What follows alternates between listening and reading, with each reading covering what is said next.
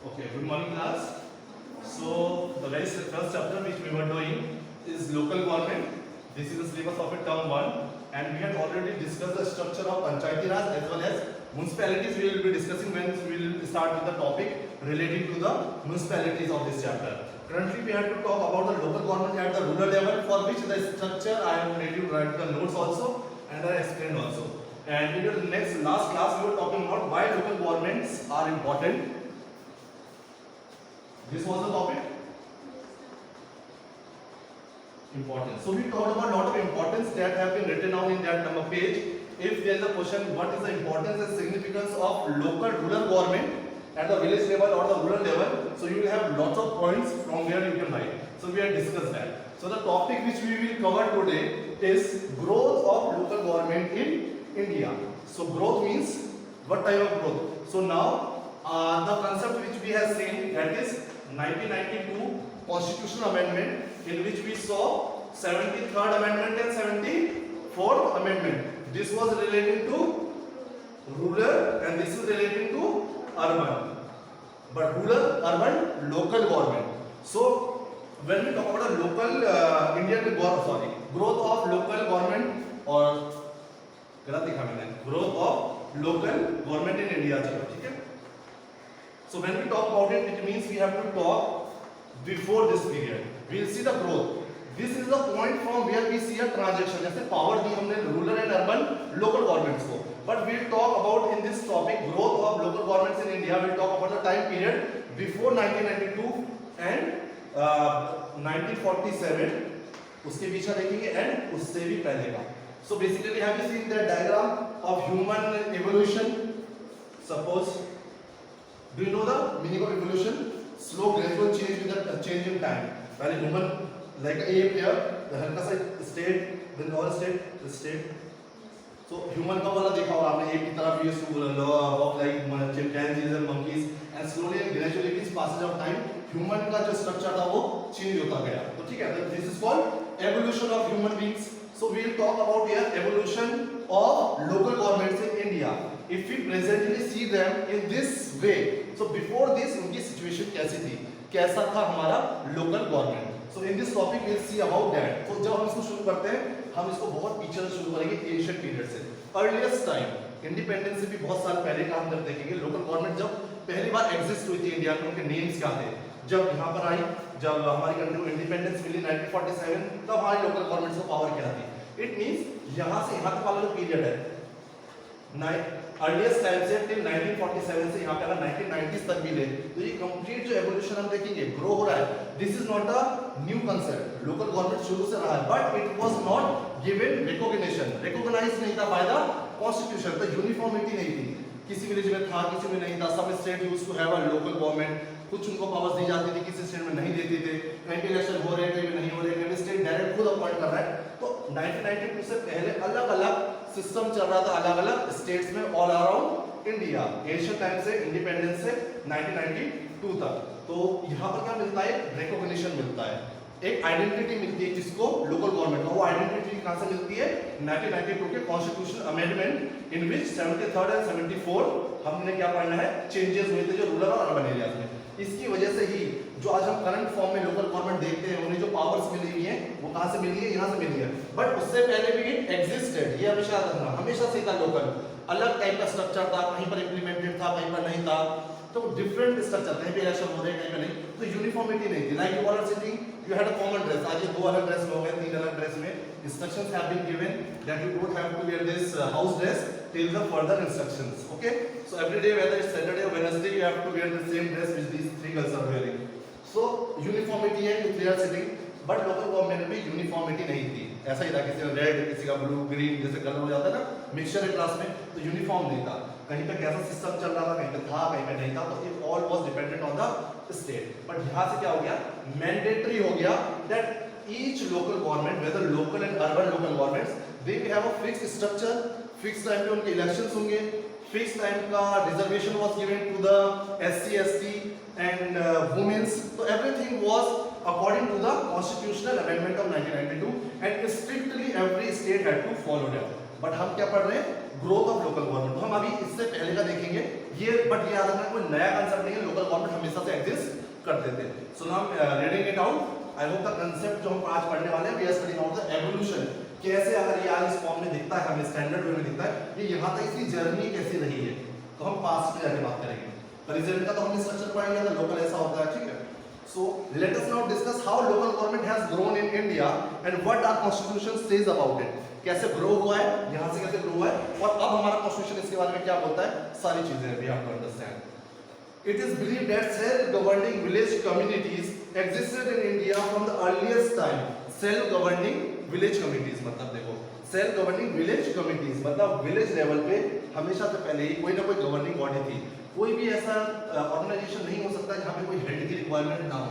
For the decision making किसी न किसी हेड की हमें जरूरत होती है, तो अपनी लेवल पर ही हम वोटिंग करते हैं। सपोज अगर कोई मॉनिटर ना हो क्लास में, तो क्या होगा, मुझे किसी का नोटबुक मंगानी है या क्लास में कोई नॉइज हो रहा था, तो हम एक रिस्पॉन्सिबल पर्सन हमेशा रखते हैं, तो इसीलिए आपका क्लास मॉनिटर भी होता है। तो ऐसे ही विलेज लेवल पर भी ऑथराइज नहीं था गवर्नमेंट से, पर अपनी लेवल पर ही वो लोग अपनी मॉनिटरिंग के लिए, अपने डेवलपमेंट के लिए, डिसीजन मेकिंग के लिए कोई ना कोई हेड को अपॉइंट करके रखते थे। तो इसीलिए उन्होंने क्या बना रखी थी, self governing village committees for the growth and development of the village existed in India from the earliest time in the form of sabhas। और इनको हम क्या बोला करते थे, सभा। तो जब सबसे बेसिक लेवल पे हम पढ़ते हैं from the earliest time, if we talk about the local government, those local governments were called sabhas। sabhas means self governing, they were not dependent on state government or central government, कोई funding नहीं, development कुछ नहीं। सो अपने ही level पे कोई conflict हो गया, दोनों की इसमें लड़ाई हो गई, डिसीजन मेकिंग होना है, थोड़ा गांव में थोड़ा सा क्या कहते हैं पैसा कलेक्ट होना है, ठीक है, उससे वेल्थ को हमें रिमोनेट करना है, हमें रोड्स को थोड़ा ठीक करना है, तो सेल्फ गवर्निंग के लिए एक बॉडी हुआ करती थी, उसका नाम हम क्या था, सभा। तो याद रखना, एवोल्यूशन की जब हम बात करते हैं तो अर्लीस्ट टाइम कब हो गया हमारा, इंडिपेंडेंस को हम अर्लीस्ट टाइम नहीं बोलेंगे, इंडिपेंडेंस का 1980s का 90s का ये पीरियड हमारा अर्ली टाइम होता है।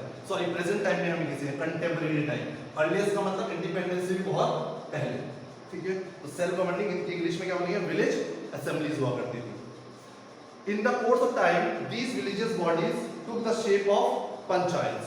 तो धीरे धीरे ग्रोथ होगा, कोई चीज हमेशा क्या है, स्टैटिक नहीं रहती। स्टैटिक मतलब जो चीज एक ऐसी रहती है उसमें कोई चेंज नहीं होता है। ये कैसा नेचर होगा हमारा लोकल गवर्नमेंट का, डायनामिक होगा, जो चेंज इन सिचुएशन सर्कमस्टांसेस के अकॉर्डिंग अपने आप को अडेप्ट करता जाएगा न्यू न्यू चेंजेस के साथ। तो पहले सभास होती थी, सभास में थोड़ा सा बहुत चेंजेस हुए और वो क्या बन गई, देखिए, तो panchayat resolve at the village level, their role and functions kept on changing different point of time। उनके रोल फंक्शंस और बढ़ते गए, इंक्रीज होते गए, but still they were independent, they were self governing. उनको कोई सपोर्ट नहीं था फ्रॉम स्टेट स्टेट और सेंट्रल गवर्नमेंट, या कॉन्स्टिट्यूशन में उनको मेंशन नहीं किया हुआ था फॉर पर्टिकुलर पावर्स। तो अभी तक वो सेल्फ डिपेंडेंट थे, बट स्टिल उनमें मॉडिफिकेशंस होते जा रहे थे, ठीक है।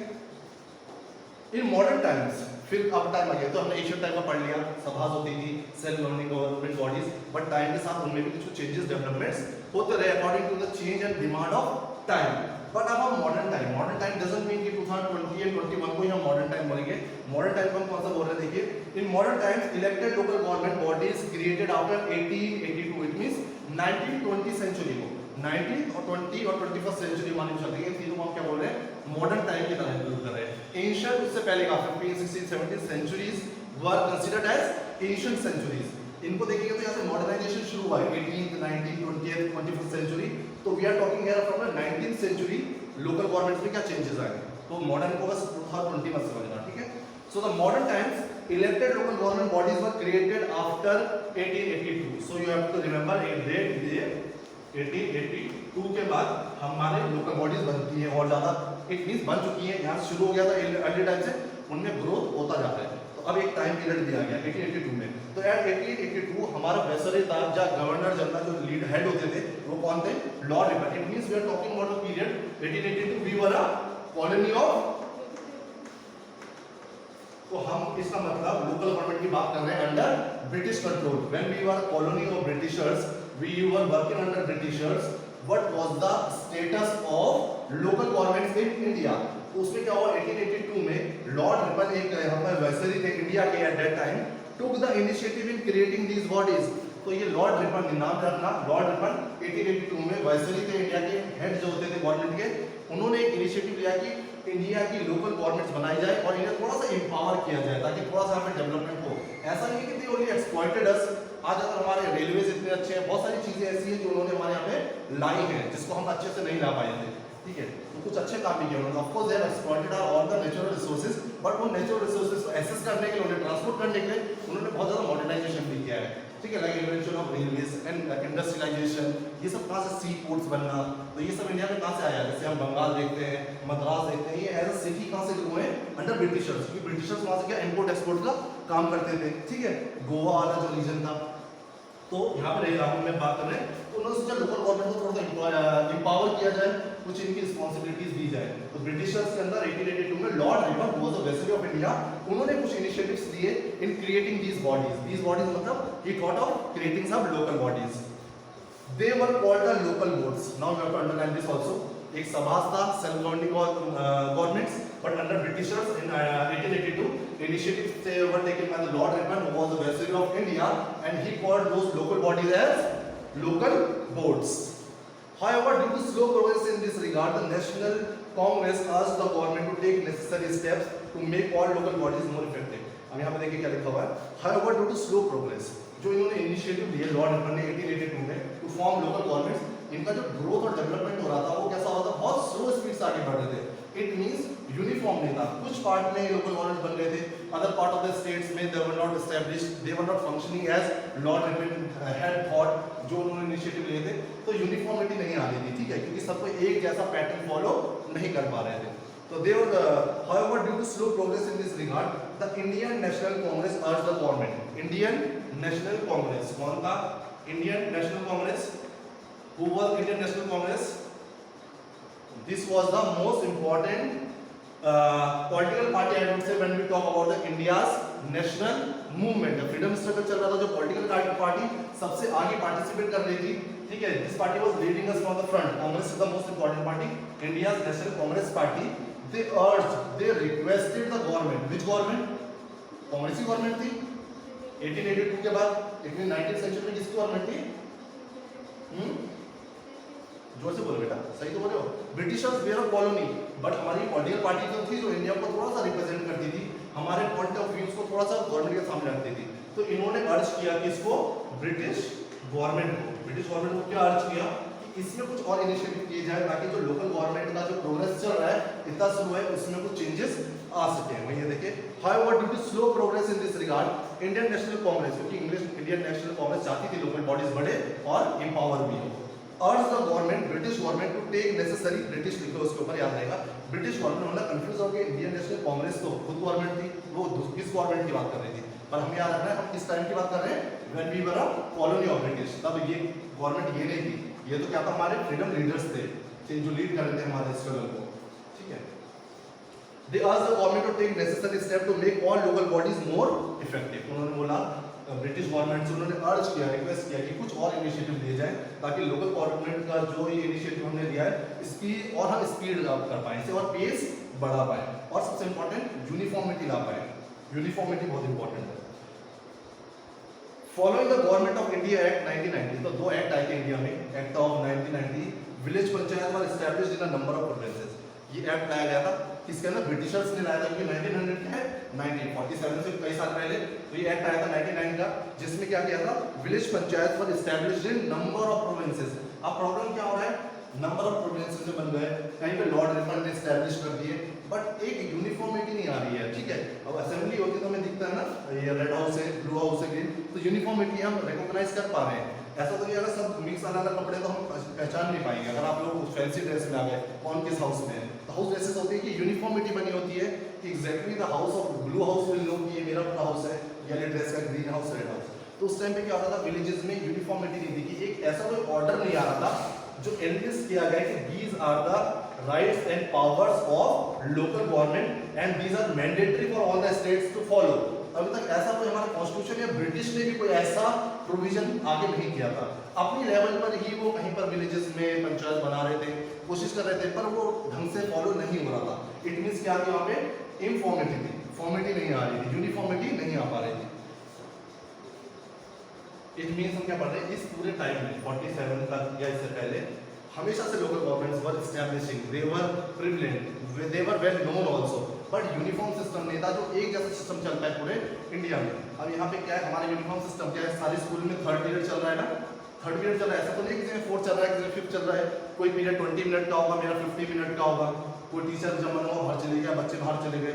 क्या यूनिफॉर्म सिस्टम बना रखा है, जैसे third period there will be a bell, I will go, other teacher will come, and आपका छुट्टी का बोला there will be a bell, 9 will come, 4। तो everything has been organised in a uniform way which everyone will follow, तभी तो ये organisation is working properly. Otherwise अगर formal कुछ ऐसे रूल्स रेगुलेशंस नहीं होते, यू विल आल्सो आप भी कंफ्यूज रहते हैं, कब बेल बज रही है, बेल में क्या करना है क्या नहीं करना है। We as teachers would also be very much confuse. तो यूनिफॉर्मिटी लाने के लिए कुछ ऑर्गेनाइज में कुछ स्टैंडर्ड रूल रेगुलेशंस होने चाहिए which are mandatory, mandatory compulsory for everyone to follow. अगर हमारे लिए भी मैंडेटरी नहीं होता तो मैं थर्ड पीरियड में आता है कि मैं बोलूंगा मैं 7 पीरियड ले लूंगा, अभी जिसको टाइम ले लेगा थर्ड पीरियड, ऐसा पॉसिबल है। पर मैंडेटरी कर रखा, we have got the time table schedule, तो वो मैंडेटरी वाली बात जो है वो यहाँ पे इम्प्लाई नहीं हो पा रही थी। ऐसा कोई सिस्टम नहीं बन पा रहा था जो हर एक रूरल एरिया में अराउंड इंडिया इम्प्लीमेंट किया जा सके। तो आप पता चल रहा है राजस्थान में अलग सिस्टम चल रहा है, मध्य प्रदेश में अलग सिस्टम चल रहा है, जम्मू में अलग, उत्तर प्रदेश में अलग, तमिलनाडु में अलग। तो यूनिफॉर्मिटी नहीं आ पाई, तो ये सक्सेस नहीं हो पा रहा था लोकल गवर्नमेंट्स को पावर देना, इनिशिएटिव जो लिए जाते थे, ठीक है, इतना याद रखना। तो 1990 में एक और इनिशिएटिव लिया गया जिसमें हमने क्या फॉर्म की, हमारी विलेज पंचायत को फॉर्म किया। Number of provinces, what were provinces under British rule, if this was India, some regions were provinces and some were princely states. This I had explained you, आपको नियम को एक्सप्लेन किया था। तो the areas which were directly controlled by the British, that was called provinces. कुछ areas में किसको autonomy दी हुई थी, किंग, क्वीन और नवाब्स, महाराजा, जो पर्टिकुलर टेरिटरी में, उनको क्या बोलते थे हम, प्रिंसली स्टेट्स। तो ये बोल रहे हैं जहाँ पे हमने विलेज पंचायत बनाई वो कौन से एरियाज थे, provinces, like Bengal, Madras, Uttar Pradesh. These were the regions जहाँ पे डायरेक्ट कंट्रोल किसका था, ब्रिटिशर्स का था। तो उन एरिया में कहाँ पे पंचायत बनानी शुरू की थी। इट मींस यूनिफॉर्मिटी नहीं आएगी, प्रिंसली स्टेट्स में तो नहीं बनेगा रूरल गवर्नमेंट्स, वहाँ पे किसका रूल चल रहा है, किंग का। Whole administration has been run according to the prince, although prince को एक्सेप्ट करना पड़ता था कि अल्टीमेट डोमिनेंस किसका है, ब्रिटिशर्स का, पर इंटरनली इसके अंदर जो पॉलिटिक्स चलेगी वो प्रिंस के अकॉर्डिंग चलेगी। बाहर से जब कुछ कॉमन ऑर्डर फॉलो करना होगा तो they will also follow according to the British. But यहाँ की बात करूंगा, ये प्रोविंस है, इस प्रोविंस में इंटरनल पॉलिटिक्स भी will be played and important role will be played by the Britishers. तो इन एरियाज में उन्होंने लोकल गवर्नमेंट को एस्टैब्लिश किया अकॉर्डिंग टू एक्ट ऑफ 1919, ठीक है। फिर आया the trend continued after the government of act of 1935, एक एक्ट और आया और इसी की तरह पंचायत को बढ़ाते गए, अलग अलग रीजन प्रोविजन, पर अभी भी यूनिफॉर्म सिस्टम कोई नहीं आया। 1995 इज अ क्या एक्ट का नाम है, देखिए गवर्नमेंट ऑफ इंडिया एक्ट 1935। ये एक्ट आज तक का सबसे बड़ा एक्ट है, डॉक्यूमेंट होता है। ये कहाँ से आया था, ब्रिटिश इंडिया से आया था, जो ब्रिटेन होता था उसकी इतनी सारी कॉलोनीज थी। अगर ये ब्रिटेन था, ठीक है, इट वाज ब्रिटेन, तो इसकी क्या थी, बहुत सारी कॉलोनीज थी around the world. Second world war से पहले एक इंडिया हो गया, डिफरेंट साउथ एशिया की कंट्रीज हो गया, लैटिन अमेरिका की कंट्रीज हो गई, ठीक है, south east Asia, south Asia, तो अलग अलग इन रीजन्स में इनकी क्या थी, कॉलोनीज थे। जैसे हम इनकी कॉलोनी थे, हम इनके अंडर है, ऐसे ही ब्रिटेन यूरोप से अलग अलग पार्ट ऑफ द वर्ल्ड में कंट्रोल कर रहा था और यहाँ से रॉ मटेरियल्स लाके अपना इंडस्ट्रियलाइजेशन कर रहा था अपने ग्रोथ, अपने डेवलपमेंट के लिए। तो इसीलिए वो इंडिया में भी था, यहाँ से रिसोर्सेज मिल रहे थे उनको, ऐसा तो नहीं था उनको शौक था। वैसे भी this Britishers came to India as East India Company, that was a trading company, but slowly they annexed the, मैंने इसका कब्जा करना टेरिटरीज ऑफ बंगाल, मद्रास, धीरे धीरे, और slowly we became the colony of Britishers and more than 200 years they ruled over us, they exploited our resources. तो इस तरीके से तो यहाँ से ब्रिटिश जो पार्लियामेंट होती थी, यहाँ से कुछ लॉज बनते थे, वो लॉज इंप्लीमेंट कहाँ पे होंगे, उनकी सारी कॉलोनीज में, ठीक है। पर्टिकुलरली मीटिंग्स उनकी वहाँ से चलेंगी ना, कैसे कंट्रोल करना है। अब वो अपने यहाँ पे गवर्नमेंट हेड्स को भेज के रखते थे, टीम को, एक टीम यहाँ जा रही थी, एक टीम यहाँ, तो इंडिया है ना, एक टीम यहाँ पे आ रही है। तो इसके लिए एक एक्ट आया था, government of India act 1935। It was a huge document for establishing अच्छे अलग अलग इंस्टीट्यूशंस, अलग अलग रूल्स रेगुलेशन, मतलब इंडिया को रन करने के लिए जो नए रूल रेगुलेशन आए थे ताकि इंडिया के ऊपर ये अच्छा डोमिनेंस बना के रख सके, all that was written down in the act of 1935। अब ये एक्ट इतना बड़ा था कि इसको दो पार्ट में बांट दिया था। एक एक्ट का नाम तो हो गया गवर्नमेंट ऑफ इंडिया एक्ट 1935, ये वो क्या था, गवर्नमेंट ऑफ बर्मा एक्ट 1935, क्योंकि बर्मा भी तब किसका पार्ट हुआ करता था, इंडिया का पार्ट हुआ करता था, ठीक है। तो इसका डिटेल नहीं है वैसे आपस में, थोड़ा सा बता दिया। गवर्नमेंट ऑफ इंडिया एक्ट है, इंडिया ने नहीं बनाया था, ये किसने बनाया था, ब्रिटिशर्स ने बनाया था when we were a colony to run our country properly through a administration work के लिए बेसिकली रूल्स है।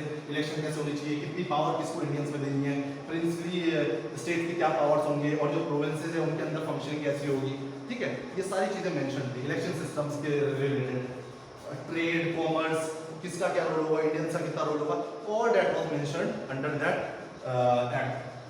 So during India's freedom movement, तो हम यहाँ पे तो बात कर रहे हैं अपना फोकस हम वापस आएंगे जो हमने कहा से एशियन टाइप से शुरू किया, जहाँ पर वो सभास कहलाते थे, फिर आप सेल्फ गवर्निंग बॉडीज कहलाती थी, फिर उनमें कुछ डेवलपमेंट्स है, उसके बाद क्या अंडर 1882 में उसमें कुछ initiatives were taken by the British government under Lord Ripon who was the viceroy of India and he called them as what boards, हां लोकल बोर्ड्स, ठीक है। लोकल बोर्ड्स के बाद हम इसमें और चेंजेस देख रहे हैं। 1919 में गवर्नमेंट ऑफ एक्ट आया जिसमें विलेज पंचायत अलग अलग रीजन में बनाए, फिर इसी को और आगे बढ़ाते हुए गवर्नमेंट ऑफ एक्ट 1935 आया, उसमें भी मेंशन किया गया about local government.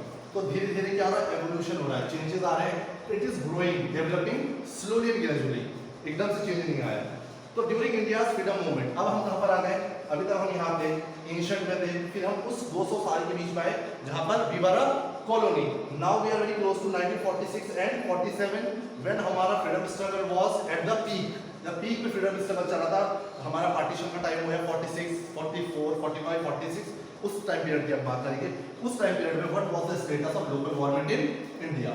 So during India's freedom movement, Mahatma Gandhi had strongly pleaded that they also had told you that Mahatma Gandhi was always in support of the development of the local government or giving powers to the local government because he believed if local governments will be powerful at the base, our country will automatically grow and develop, and of course we will be a developed country. अभी हम developing हैं, soon we will be a developed country, but it is important कि हमारा base बहुत strong हो, क्योंकि हमने ऊपर अपना डेवलपमेंट किया है after independence, but we did not pay focus to the bottom line. जो डाउन रोडन सोसाइटी थी वो बहुत बैकवर्ड रह गए थे हमारे विलेजेस।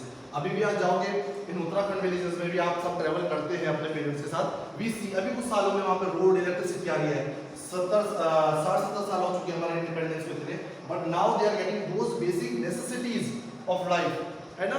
सो अब उनको एक्सेस मिल रहा है उन चीज़ों का, जो हमारे पेरेंट्स जब वहाँ पर रहते होंगे तो how difficult it would have been कि वो कैसे सर्वाइव करते होंगे, इतना डिस्टेंस तक पैदल वॉक करना, टू फेच वाटर, इलेक्ट्रिसिटी नहीं थी, कैसे वहाँ पे एग्रीकल्चर इतना प्रिमिटिव वे में होता था, कोई मशीन्स नहीं थी, तो it would have been such a difficult life अगर अपने पेरेंट्स से पूछो इन द उत्तराखंड विलेजेस।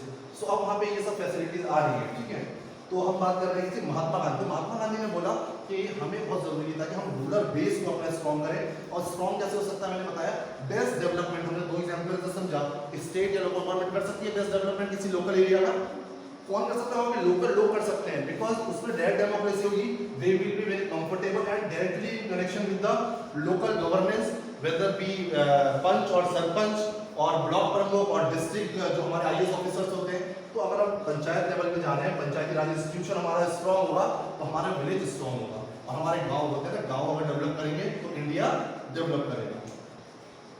तो ड्यूरिंग इंडियाज फ्रीडम मूवमेंट की हम बात कर रहे हैं, Mahatma Gandhi strongly pleaded for decentralisation of economic and political power. So now you got why I had explain you some important terms on the very first day. क्यों terms आ रहे हैं, देखो क्या है यहाँ पर, decentralisation of power, decentralisation of economic and political power. तो हमें महात्मा गांधी हमेशा चाहते थे कुछ पावर्स, कुछ फंक्शन स्टेट और लोकल सेंट्रल स्टेट गवर्नमेंट से कुछ फंक्शंस पावर्स किसको ट्रांसफर होनी चाहिए, लोकल गवर्नमेंट को। कौन सी पावर्स है, in terms of economy and political system. जो इकोनॉमी पॉलिटिकल सिस्टम उनसे रिलेटेड है लोकल गवर्नमेंट से, जो उनके ऊपर इस चीज का इंपैक्ट होता है, वो गवर्नेंस डायरेक्ट किसके पास होनी चाहिए, लोकल गवर्नमेंट के पास होनी चाहिए। तो महात्मा गांधी का ये आइडिया था। He believed that strengthening village panchayat was a means of effective decentralization। तो उन्होंने बोला अगर हमें डिसेंट्रलाइजेशन करना है तो उसको क्या है, सबसे इम्पोर्टेंट चीज क्या है, स्ट्रेंथनिंग विलेजेस पंचायत। अगर विलेज पंचायत को हम मजबूत करेंगे, मजबूत कैसे करेंगे, by giving them powers and independent role to play for the development of those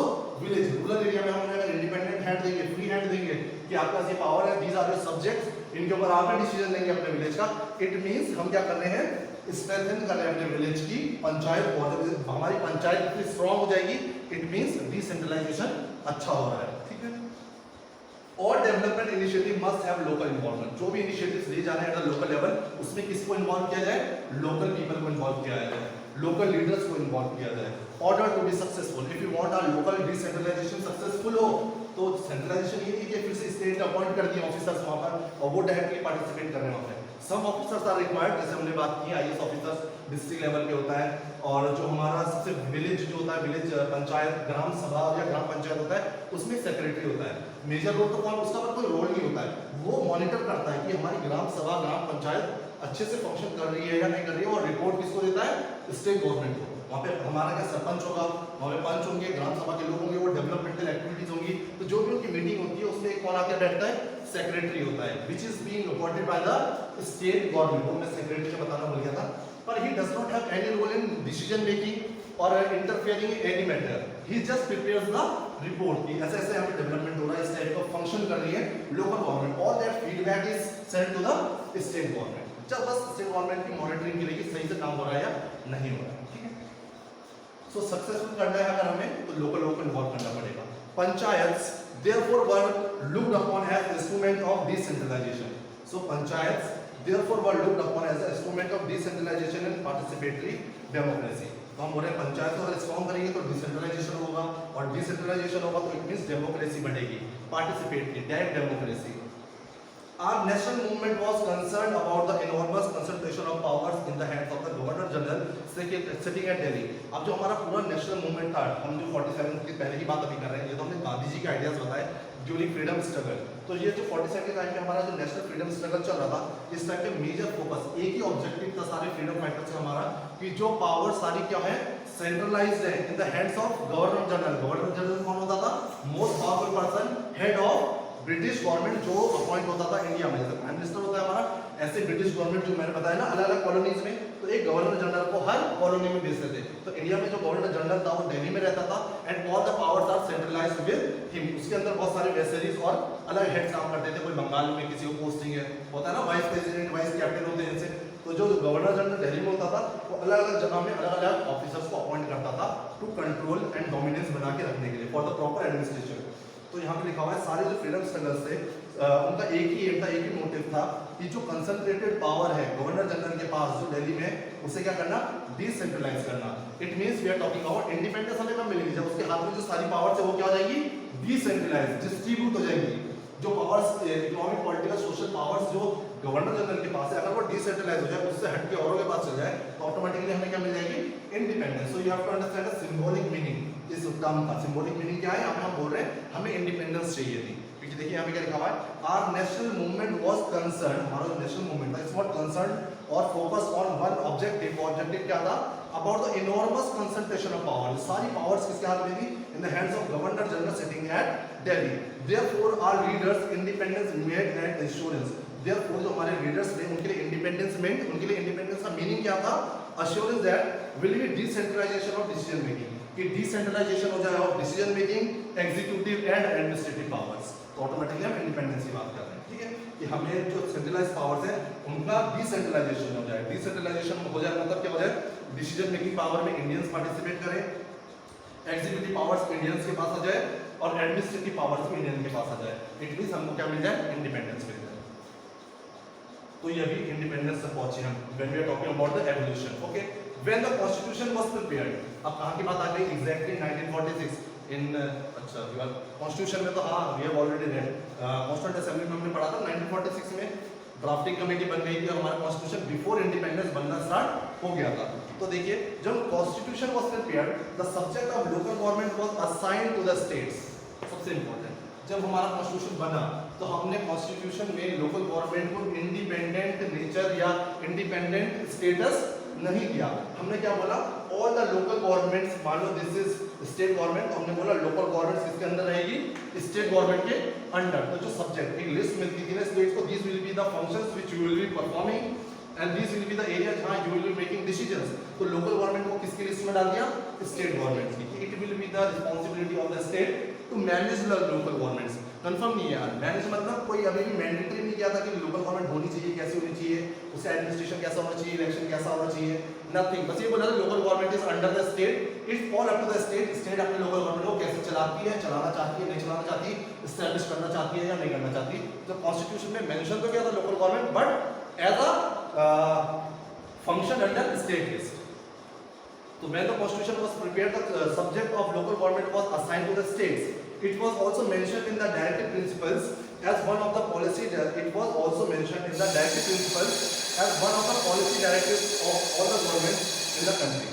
directive principles होते हैं हमारे डायरेक्टिव, सभी ने समझना, जो गवर्नमेंट को डायरेक्शंस देते हैं कि if they are implementing any plans and policies for the development of the society, तो कौन कौन सी उन्हें गाइडलाइंस को फॉलो करेंगे तो बेटर पॉलिसीज को इंप्लीमेंट कर पाएंगे। तो ये जो हमारी गाइडलाइंस होती है directive principles of state policies, short में क्या बोलते हैं आप, directive principles of state policy, DPSP जो हमारे होते हैं, जिसको हमने पढ़ा है सेकंड चैप्टर में इलेक्शन सिस्टम में, ठीक है, sorry second rights in the Indian constitution में हमने पढ़ा था डायरेक्टिव प्रिंसिपल स्टेट पॉलिसी। ये ऐसी गाइडेंस होती है which constitution has provided for the administration for the government, but ये मैंडेटरी नहीं है कि ये जो गाइडलाइंस, मान लो 10 गाइडलाइंस, ये जरूरी नहीं है 10 गाइडलाइंस गवर्नमेंट फॉलो करे ही करे। अगर गवर्नमेंट नहीं भी फॉलो करे तो कोई उसको चैलेंज नहीं कर सकता, because these guidelines are non justiciable. It means कोई भी सिटीजन इसके अगेंस्ट कोर्ट में नहीं जा सकता है कि गवर्नमेंट अपनी ये जो गाइडलाइंस कॉन्स्टिट्यूशन ने दी है उसको फॉलो नहीं कर रहा है। It is all dependent on the government को कौन सी गाइडलाइंस को फॉलो करे या ना करे, बट मोस्टली फॉलो करते हैं for the growth of the development, growth and development of the society, economic, political, social development. Okay,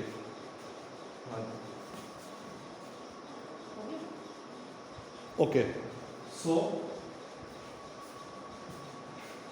we were at this the second paragraph. We were yes, okay. So we are talking about the directive principles. So these are the guidelines which were not justiciable, non-justiciable इसको बोलेंगे, legally enforceable नहीं थी। कोई challenge नहीं कर सकता कि ये जो गाइडलाइंस है लीगली इन्फोर्स करो ही करो, ठीक है। कोई जैसे कुछ रूल्स रेगुलेशन सिटीजन से होते हैं, दोज आर लीगली इन्फोर्सेबल, अगर हम उनको फॉलो नहीं करते, लाइक ट्रैफिक रूल्स आते हैं, दोज आर लीगली इन्फोर्सेबल। वो कॉन्स्टिट्यूशन में गवर्नमेंट बनाए तो वी हैव टू फॉलो। मैं रेड लाइट तोड़ मैं बोलूं कि मैं तो फॉलो नहीं करता इसको, सो लीगली क्या हो जाएगा, मैं उसको फॉलो नहीं करता तो I can be punished by the court, by the police. तो बट डायरेक्टिव प्रिंसिपल्स के साथ ऐसा नहीं था, ठीक है, ये नॉन जस्टिसेबल थे और लीगली इन्फोर्सेबल नहीं थे। तो बट डायरेक्टिव प्रिंसिपल में भी मेंशन किया हुआ था लोकल गवर्नमेंट के बारे में, that is if state wants, local governments, मतलब कोई अगर लोकल गवर्नमेंट नहीं बना रहा तो कोई भी सिटीजन क्या नहीं कर सकता है, कोर्ट के पास नहीं जा सकता है, क्योंकि डायरेक्टिव प्रिंसिपल्स क्या होते हैं, जस्ट गाइडलाइंस है, मतलब प्रिंसिपल्स है, गाइडिंग प्रिंसिपल्स है फॉर द स्टेट, वो फॉलो कर सकते हैं, नहीं भी कर सकते, हम चैलेंज नहीं कर सकते उसको, ठीक है। तो लोकल गवर्नमेंट्स को भी मेंशन किया हुआ था डायरेक्ट प्रिंसिपल के अंदर। तो इस मींस कोई स्टेट अगर लोकल गवर्नमेंट को अपने प्लेस में नहीं रखता, एस्टैब्लिश नहीं करता अपने स्टेट में, तो कोई भी उसे चैलेंज नहीं कर सकता है कोर्ट में। तो as we have read in chapter 2 में पढ़ा था हमने ये about directive principles, being a part of the directive principles of state policy, this provision of constitution was non justiciable and primarily advisory in nature. तो ये जो directive principles होते हैं ये क्या होते हैं, एडवाइजरी। हम किसी को एडवाइस देते हैं ना, एडवाइस डजंट मीन कि he will follow that decision, advice है मेरी तरफ से कि this I think this is correct for you, अब वो उसके ऊपर डिपेंडेंट रहेगा, वो पनिश नहीं होगा कि उसने मेरी बात नहीं मानी, क्योंकि I have acted as a advisory. तो डायरेक्टिव प्रिंसिपल्स एडवाइजरी थे बस, ठीक है। तो इसका मतलब यहाँ पे हम जो डायरेक्टिव प्रिंसिपल पढ़ रहे हैं, इसका मतलब इसके अंदर लोकल गवर्नमेंट को मेंशन किया। It is felt that subject of local government including panchayats did not receive adequate importance in the constitution. It is felt that the subject of local government including panchayats did not receive adequate importance of, now very important 3 points we have। ये माना जाता है कि जब हमारा constitution frame हो रहा था तो उसमें जो लोकल गवर्नमेंट का इशू था, लोकल गवर्नमेंट का सब्जेक्ट था, उसको ज्यादा इंपॉर्टेंस दी ही नहीं गई, ठीक है। हमारी ग्राम पंचायत हो या हमारी लोकल गवर्नमेंट है, चाहे हमारी अर्बन लोकल गवर्नमेंट है, इनको कुछ भी इंपॉर्टेंस नहीं मिली while we were drafting our constitution. तो ऐसा तो नहीं हो सकता इतना बड़ा इंपॉर्टेंट इशू, क्योंकि major of the Indian society was a rural society after independence, down to earth society थी, जो प्राइमरी एक्टिविटीज में बिजी रहती थी, एग्रीकल्चरल एक्टिविटीज में रहती थी, क्योंकि पीपल वर अनस्किल्ड, तो अनस्किल्ड थे तो जब उनको फार्मिंग आती थी मोस्ट ऑफ द पॉपुलेशन, तो उसको कैसे हम इग्नोर करते थे, अपने कर सकते थे, अपने कॉन्स्टिट्यूशन को फ्रेम करते थे, इट इज नॉट पॉसिबल। तो उसके कुछ रीजंस रहे होंगे, वो हम समझेंगे। देखिए, it is failed that the subject of local government including panchayat did not receive adequate importance in the constitution. Do you know why this happened, क्यों हमने इग्नोर किया लोकल गवर्नमेंट्स को व्हाइल ड्राफ्टिंग आवर कॉन्स्टिट्यूशन। तो they are asking a question, तुम्हें पता है ऐसा क्यों हुआ, क्यों हुआ? तो देयर आर 3 रीजंस, किस रीजन की वजह से हमने लोकल गवर्नमेंट्स को एक रिकॉग्निशन नहीं दिया। आपकी बात हो रही है 1947 की, कॉन्स्टिट्यूशन ड्राफ्ट हो रहा था 46 से 47 जब भी, जब फाइनली हमारा कॉन्स्टिट्यूशन तैयार होता है, हमने लोकल गवर्नमेंट को इसमें इन्वॉल्व नहीं किया, फॉर्मली एक रिकॉग्निशन नहीं दिया। तो उसकी ऐसा नहीं था कि हमें पता नहीं था उसकी प्रॉब्लम्स के बारे में, हमें ये नहीं पता था, सबको ये भी पता था, ये बहुत इंपॉर्टेंट कि लोकल गवर्नमेंट को स्ट्रेंथन करना जरूरी है। गांधी जी ने भी बोला, हमें ये भी पता था कि लोकल गवर्नमेंट के इश्यूज लोकल लोग ही इशू को प्रॉब्लम सॉल्व कर सकते हैं, क्योंकि ये कोई नया इशू नहीं था ना, अर्ली टाइम से चलती आ रही थी लोकल गवर्नमेंट, पंचायत, सबको उसकी इंपॉर्टेंस पता थी। बट उसके बाद भी जब हमने कॉन्स्टिट्यूशन में पहली बार मौका मिला कि हम फॉर्मली उसे इंप्लीमेंट कर सकते थे इंडिया में यूनिफॉर्मिटी सारे स्टेट्स के लिए, बट तब भी हमने उसे नहीं किया। तो उसके क्या रीजंस थे? The first reason is here, a few reasons can be advanced here. Firstly the turmoil due to the partition resulted in the strong unitary inclination of the constitution. अब ये क्या बोल रहे हैं यहाँ पर? One of the important reason जो हमने स्पेस नहीं दी लोकल गवर्नमेंट का, उसका एक रीजन था, दैट वाज पार्टीशन। किसका हुआ था partition? Of India into and दो on the basis of religion. So this was the experience of our independence. Our freedom came with partition. हमारी freedom I, we were happy. But on the same and simultaneously there was a heartbreaking event, that was partition. हमें freedom मिली, we were happy. but उसके साथ साथ तभी बोलते हैं freedom came with partition. India Pakistan दो स्टेट्स बन गए और इनका जो डिवीजन हुआ था was on the basis of religion, Hindus and Muslims. तो जब हमारा कॉन्स्टिट्यूशन ड्राफ्ट हो रहा था, ये प्रोसेस ऑलरेडी चल रहा था, ऐसा नहीं एक दिन में पार्टीशन हो गया। मुस्लिम लीग जो पार्टीशन पाकिस्तान की एक अलग स्टेट मांग रही थी for the Muslim dominated society, ठीक है, मुस्लिम मेजॉरिटी, ये जो मुस्लिम लीग की उनके लीडर थे मोहम्मद अली जिन्ना, उन्होंने एक थ्योरी दी थी, टू नेशन थ्योरी। उस थ्योरी के बेस पे इंडिया को डिवाइड किया गया था टू पार्ट्स में, और उसी टाइम हमारा कॉन्स्टिट्यूशन भी बन रहा था, कॉन्स्टिट्यूएंट असेंबली हमारी ऑलरेडी इलेक्टेड थी, पता है कैसे इलेक्ट हुई थी, है ना।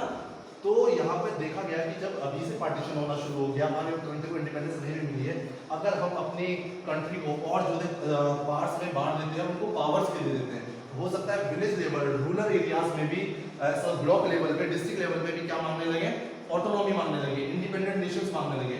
तो इंडिया के बेटरमेंट के लिए, इंडिया की यूनिटी, इंटीग्रिटी के लिए, ताकि हम एक दूसरे को जोड़ के रख सके आफ्टर इंडिपेंडेंस, सोचा गया अभी इट इज नॉट प्रीफरेबल और it is not benefit for India, के लिए बेटर नहीं होगा अभी से हम अगर लोकल गवर्नमेंट को क्या दे देते हैं?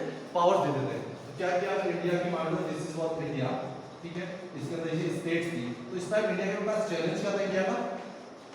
इन स्टेट्स को कंबाइन करना ही बहुत बड़ा चैलेंज था आफ्टर इंडिपेंडेंस, क्योंकि अगर this was Pakistan west part में, ये क्या हो गया था? डिसइंटीग्रेट हो गया था, पार्टीशन के बाद पार्टीशन हो गया था। Now India and Indian leaders were more concern कि जो ये स्टेट्स है हमारे पास, इनको क्या कर पाए हम? यूनाइट कर पाए, because there was lot of diversity, different languages, different culture, customs के लोग रहते थे। सुमन बस सोने वाली हो क्या? ठीक है, मैं कहानी सुना रहा हूँ इंडिपेंडेंस के लिए। तो ये जो डिफरेंट स्टेट्स है, इनको जोड़ना ही एक चैलेंज था just after independence. Growth development की तो हम बाद में करेंगे, डेमोक्रेसी लाने की बात हम बाद में करेंगे, कॉन्स्टिट्यूशन की प्रोविजंस को इंप्लीमेंट करने की बात हम बाद में करेंगे, बट अभी क्या इंपॉर्टेंट है? हमें इंडिपेंडेंस मिल गई है, we are a new born nation. अगर हम नहीं चाहते कि हमारी स्टेट्स में और ज़्यादा प्लेसेस इस रिलीजन या कास्ट की वजह से अलग हो, क्योंकि इंडिया का बहुत अलग ही स्टेटस था, इतनी ज़्यादा डाइवर्सिटी आपको कहीं देखने की मिलेगी नहीं, इतने सारे लोगों को यूनाइटेड रखना था इस रीजन के अंदर। तो this was a challenge for the government at this point of time. साथ साथ हमारा क्या बन रहा था? कॉन्स्टिट्यूशन भी बन रहा था, ठीक है। तो कॉन्स्टिट्यूशन बन रहा था, तो इसी में सारे प्रोविजंस लिखे जा रहे थे। तो दे थॉट हर स्टेट के अंदर क्या रहा होगा? डिस्ट्रिक्ट्स और विलेजेस रहे होंगे, हम पढ़ते हुए आए जैसे मान लो दिस इज उत्तराखंड, तो इसके अंदर मान लो इतने सारे डिस्ट्रिक्ट्स है, 13 डिस्ट्रिक्ट है, इनके अंदर क्या है? बहुत सारे विलेजेस भी हैं, ठीक है, डिस्ट्रिक्ट्स के अंदर।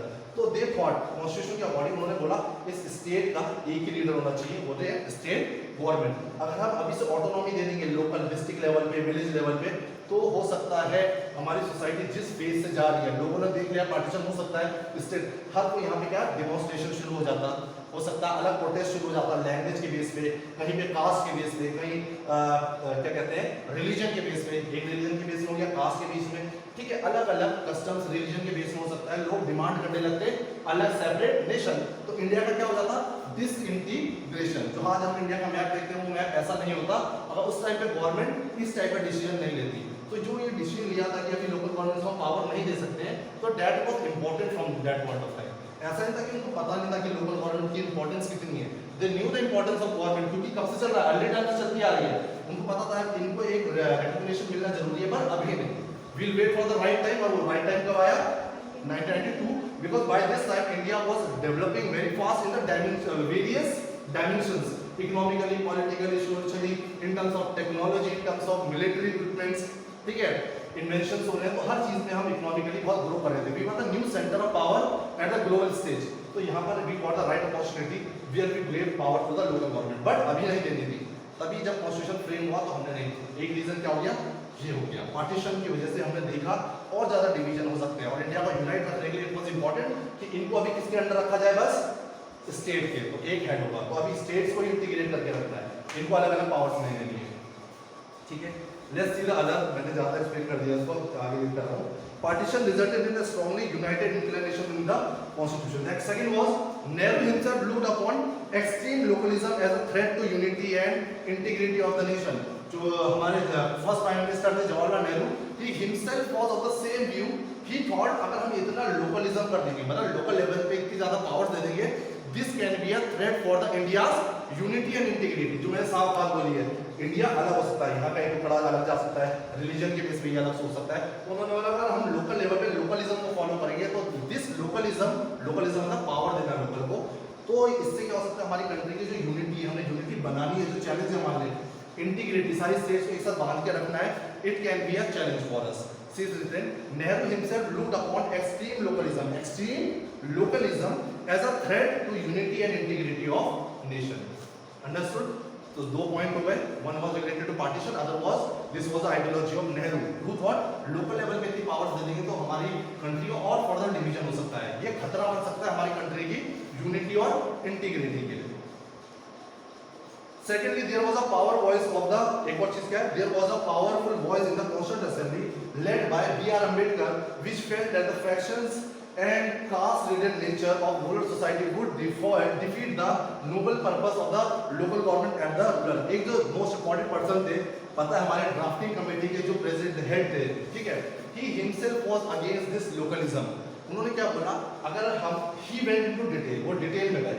उन्होंने बोला if we look into the structure customs of our village level rural areas में, तो rural areas में हमने क्या देखा, शुरू से in the junior classes you have been studying, there used to be a varna system, brahmans, then who were क्या बोलते हैं, kshatriyas, then vaishyas, shudras. So in this way our rural areas of the village were divided. तो इतना ज्यादा division था, unity नहीं थी. With the village ही आप हम देख रहे हैं 3-4 तरीके के लोग रह रहे हैं, उनके बीच में इतने ज्यादा डिफरेंसेस हैं, पॉलिटिकल सोशल इकोनॉमिक एक्टिविटीज बिल्कुल डिफरेंट है. जो शूद्रास कर रहे हैं वो उनका काम कर रहे हैं इन 3 लोगों के लिए, ब्राह्मण का काम अलग हुआ करता था, क्षत्रियास के फंक्शंस वर टोटली डिफरेंट, वैश्यास के फंक्शंस वर टोटली डिफरेंट. तो सोसाइटी वाज इतने बेस पे डिवाइड हो रही थी. तो मतलब क्या बने हुए थे, फैक्शंस, मतलब ग्रुपिज्म बहुत ज्यादा था. जब एक विलेज में इतनी ज्यादा यूनिटी नहीं, इतने ज्यादा डिफरेंसेस हैं, इनको पावर देना would have been very dangerous and threat for our nation's unity and integrity. This was said by Bhimrao Ambedkar. अब मैं उसको रीड कर रहा हूँ तो you will be able to understand. Secondly, there were powerful voice in the Constituent Assembly में, क्योंकि Constituent Assembly में Constitution frame हो रहा था.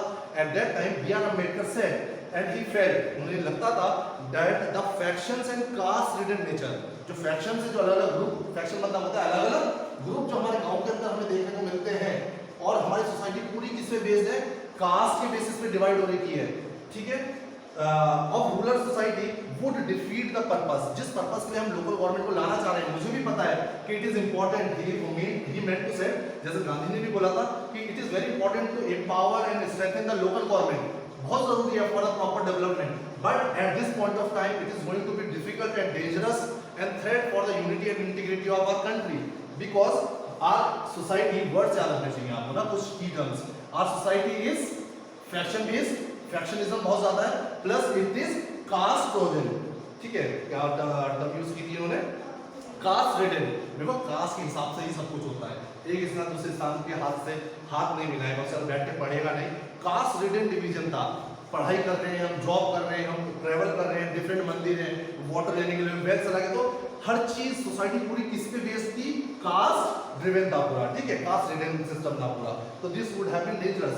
Even today if you go to the rural areas, backward areas, still people are of the same mentality where they follow this things, this system जो caste basis on system बोल रहे हैं. तो इतना ज्यादा स्ट्रांग था, ऑर्थोडॉक्स थे बहुत ज्यादा relating to the caste system. ठीक है, आप अपने पेरेंट्स से पूछिए तो उनको भी पता होगा ये सिस्टम कितना स्ट्रांग माना जाता था विलेजेस में. तो इसको हम मानते थे कि ये डेंजरस हो सकता है, जितना लोग ऑर्थोडॉक्स हैं पर्टिकुलर रिलीजन कास्ट को लेकर के, तो अच्छा नहीं रहेगा इनको पावर देना। ऑलरेडी इनके बीच में बहुत ज़्यादा डिविजन्स हैं। तो एक मेरा मेंटर ने बोला कि हम सोच तो अच्छा रहे कि लोकल गवर्नमेंट इनको पावर किया जाए, बट हमारे जो रूरल एरिया का स्ट्रक्चर है इस टाइम पे just after independence, it is not suitable कि उनको लोकल गवर्नमेंट की पावर्स दी जाए, क्योंकि यहाँ पर बहुत ज़्यादा फैक्शंस है, ग्रुपिज्म्स है।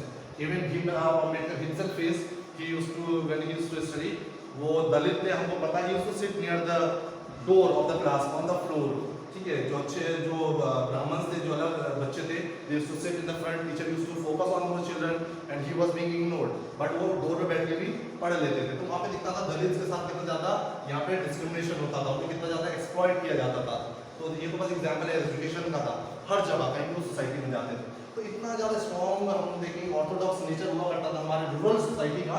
That was also one of the reason कि उनको हमने अभी कॉन्स्टिट्यूशन में जगह नहीं दी थी 47, 46, 47 में, क्योंकि हम यही पढ़ रहे हैं 3 reason. So what are the 3 reasons one we have studied, what was the reasons, अच्छा last Nandita, what were the reasons that the subject of local government was assigned to the state, उसको हमने इंपॉर्टेंस नहीं दी अपने constitution में। why, क्या क्या reason दिए गए उसके लिए, लॉन्ग में नहीं शॉर्ट में। एक तो मैंने ये बताया the lesson which we learn from partition, second according to the ideology and thinking of Nehru ji who was opposed to the extreme localism, and third one according to the Bhimrao Ambedkar हमारी सोसाइटी कैसी थी, कास्ट रिडन सोसाइटी थी पूरी, ठीक है। कुछ चीजें सुनते हैं आप बैठो।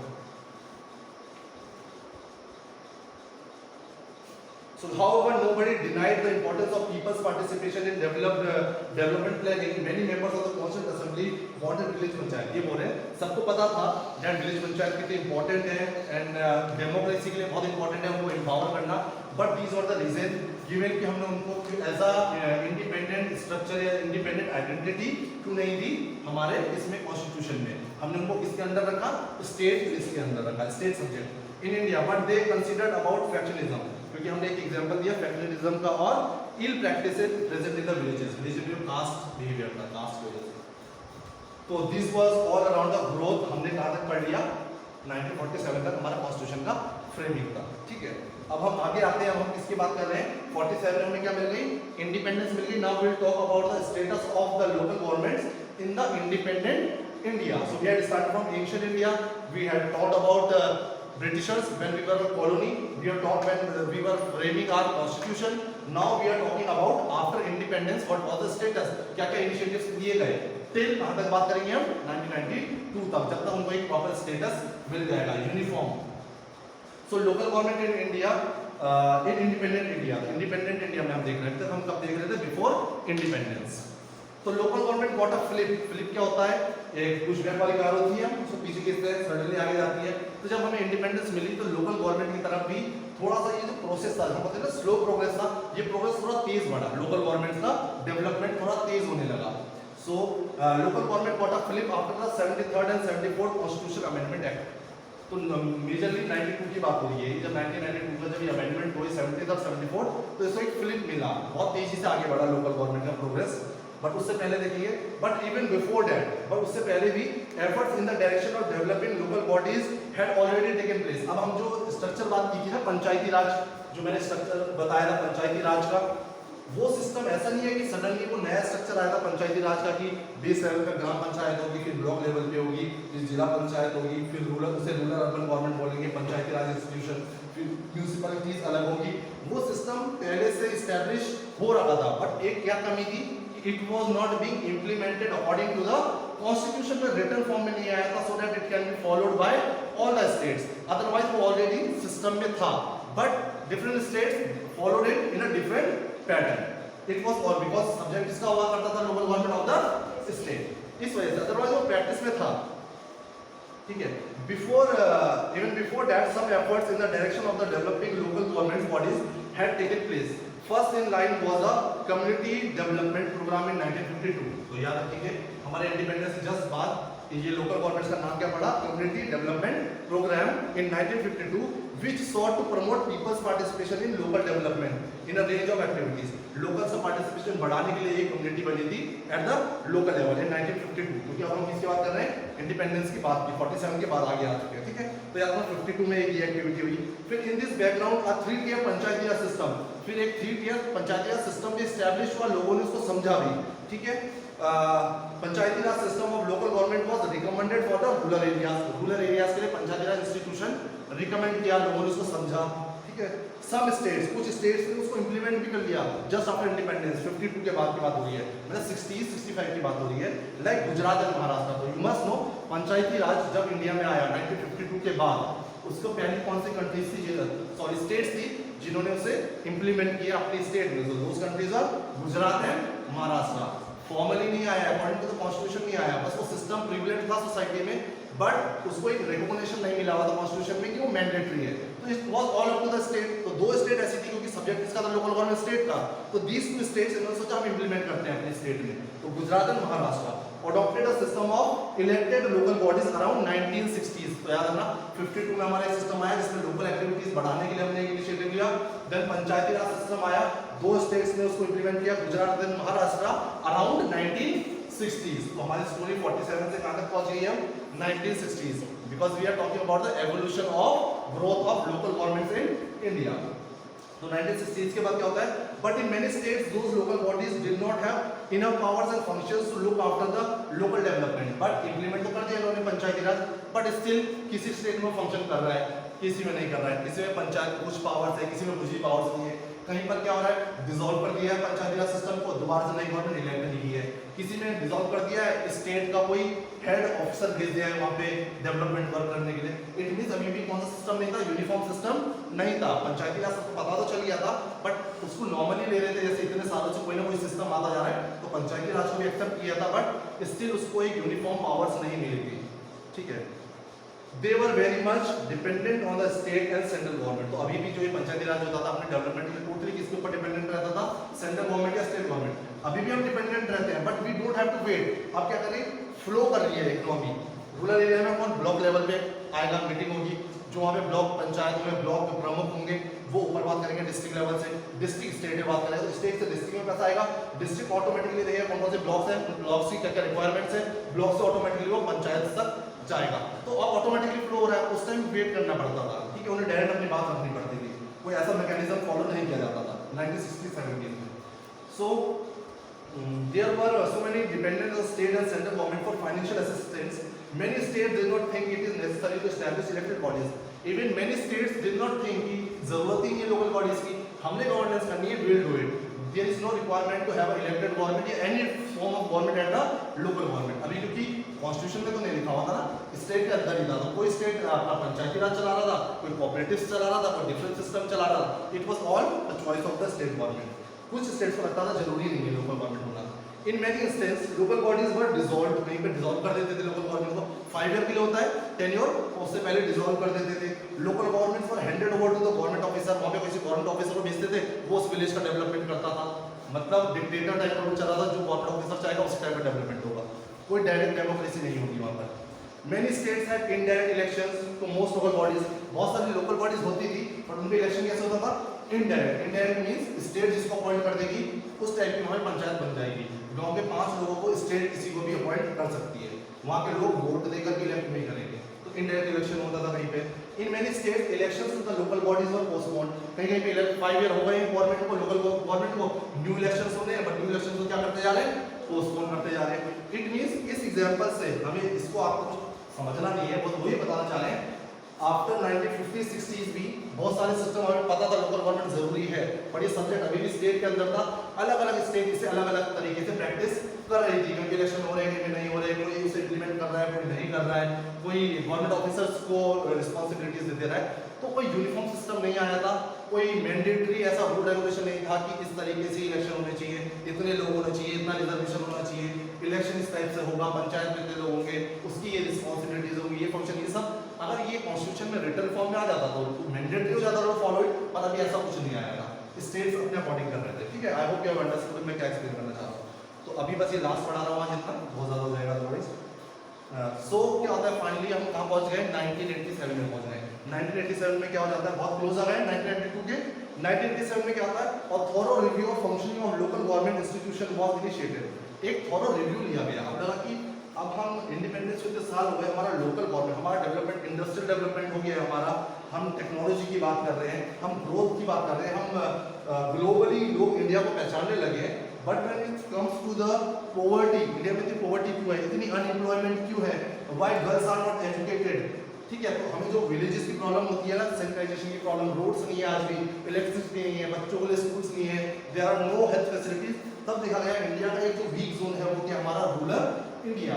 उसी के अंदर इंडिया 2000 के 92 के बाद जब गवर्नमेंट आई, प्रधानमंत्री की इतनी ज़्यादा योजना बनने लगी, कोई रिलेटेड टू रोड, कोई राशन प्रोवाइड करना, कोई गर्ल्स की फ्री एजुकेशन, फिर मिड डे मील जो स्कूल्स में आता है, फ्री एजुकेशन फॉर चिल्ड्रन। तो इस टाइप की पॉलिसीज और लोगों के मनरेगा जो फिक्स 100 डेज का जॉब, ठीक है, लेबर्स के लिए, तो इस टाइप की पॉलिसीज क्यों आने लगी, ताकि हम अपने रूरल एरिया को स्ट्रॉन्ग कर पाए। तो लोकल गवर्नमेंट को तो इम्पोर्टेंट क्या बात, सेंट्रल गवर्नमेंट भी बहुत ज़्यादा पार्टिसिपेट करने लगी, so that we can empower our the rural regions को स्ट्रॉन्ग कर सके, क्योंकि वही सबसे वीक रह गया था। तो 1987 के आसपास हमने रिव्यू किया कि हमारा लोकल गवर्नमेंट कैसे वर्क कर रही है, किस किस स्टेट में क्या सिस्टम चल रहा है।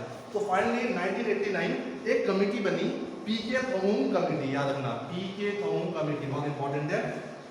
उसने कुछ रिकमेंड किया, रिकमेंड मतलब सुझाव दिए, क्या रिकमेंड किया, constitutional recognition for the local government bodies. उन्होंने बोला अब अगर हमें लोकल गवर्नमेंट्स को एम्पावर करना है एंड वी वांट कि हमारा जो बेस लेवल से ग्रोथ डेवलपमेंट प्रॉपर हो, पॉजिटिवली हो, उसके लिए हमें क्या करना पड़ेगा, एम्पावर तो करना है लोकल गवर्नमेंट को, बट ऐसा नहीं हो पाएगा, यूनिफॉर्मिटी कभी नहीं आ सकती है, मतलब एक जैसा सिस्टम कहीं फॉलो नहीं होगा, हर स्टेट अलग तरीके से फॉलो करेगी। बट एक ही तरीका है, वो कैसा है, अगर कॉन्स्टिट्यूशनल रिकॉग्निशन दे दे लोकल बॉडीज को और मैंडेटरी कर दे कि हर स्टेट को they have to form the local government, और किस तरीके से इलेक्शन होगा, क्या रिजर्वेशन होंगे, किस टाइम पीरियड में इलेक्शन होंगे, कंप्लीट एक प्रोविजन दे दे लोकल गवर्नमेंट के ऊपर, तो of course that uniform system will be followed by all. अब सीबीएसई क्या है, हमारे पास है कहीं ना दिल्ली में, और वो क्या है, एक हेड ऐसा है जिसने ऐसे सिस्टम रूल्स लाता है जो इंडिया में जितने भी सीबीएसई स्कूल्स है उनमें एक जैसा क्वेश्चन पेपर होगा, एक जैसा सिस्टम। हमारे में हो रहा है कि रोल नंबर में जा रहे हैं तो सारे स्कूल्स में according to the roll number wise 50% population आ रही है। अगर सीबीएसई नहीं होता है, गवर्नमेंट नहीं होता, तो हमें पता होता, मतलब पूरा स्कूल चला रहे होते, कहीं रोल नंबर वाइज चल रहा, अलग अलग सिस्टम चल रहा था। बट सीबीएसई हमको क्या गाइडलाइंस पहले ही सेंड कर देते हैं, वही गाइडलाइंस भी सेंड इन द ग्रुप, जो आपके पास इन्फॉर्मेशन आती है, ऐसा होगा, एग्जाम्स होंगे, टर्म 1 में इतने एग्जाम्स आएंगे, तो अब टर्म 1 में हर किसी के एग्जाम कैसे होंगे, यूनिफॉर्म में। ऐसा तो नहीं है ना हमारे इसको फॉलो करेगा बस कि टर्म 1 में 50% सिलेबस आ रहा है वो टर्म 2 में नहीं आएगा, पहले तो ऐसा नहीं होता था। अब क्या हो गया, यूनिफॉर्म, क्योंकि वो कहां से आ गए, सीबीएसई से गाइडलाइंस आ गई है। तो सेम अगर कॉन्स्टिट्यूशन से वो गाइडलाइंस सारी स्टेट्स के लिए जाएंगे, तो every state will follow the same principles for developing their local governments. समझ आ गया। तो एक जो बेस की जरूरत, स्ट्रॉन्ग हमें लीडर की जरूरत है, वो कहां से आ सकता है, हमें वो कॉन्स्टिट्यूशन से आ सकता है। तो ये जो पीके थॉन्ग थी, इन्होंने ये रिकमेंड किया कि एक कॉन्स्टिट्यूशनल रिकॉग्निशन लोकल बॉडीज को मिलना चाहिए।